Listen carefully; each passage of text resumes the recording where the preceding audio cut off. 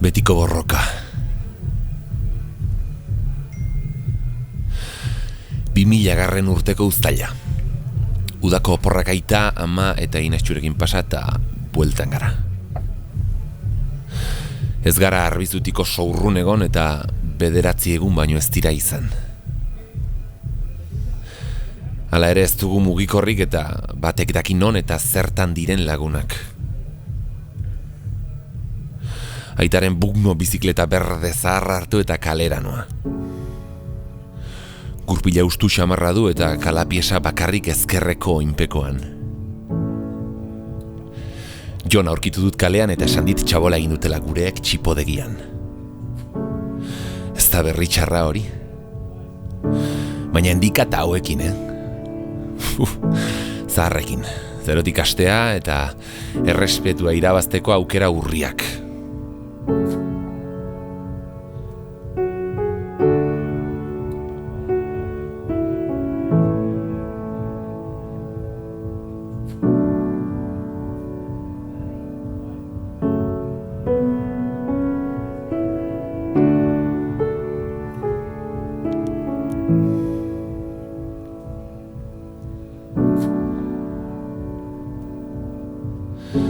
Bakardadea. Betiko borroka.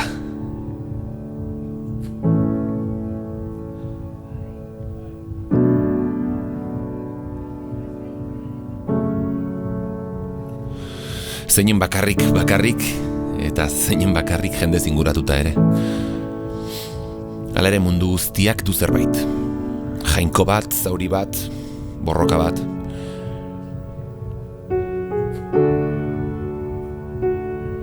Bakarrik aurre egiteko amaiz edo hala uste dugu hor gaudenean behintzat.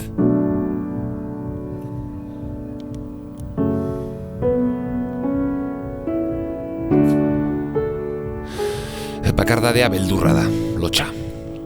Bakardadea da norbera bere buruarekin eta egoera arrotz bat. Bakardadea da uztailako 2, arratsaldeko 6 eta bizikleta puta bat.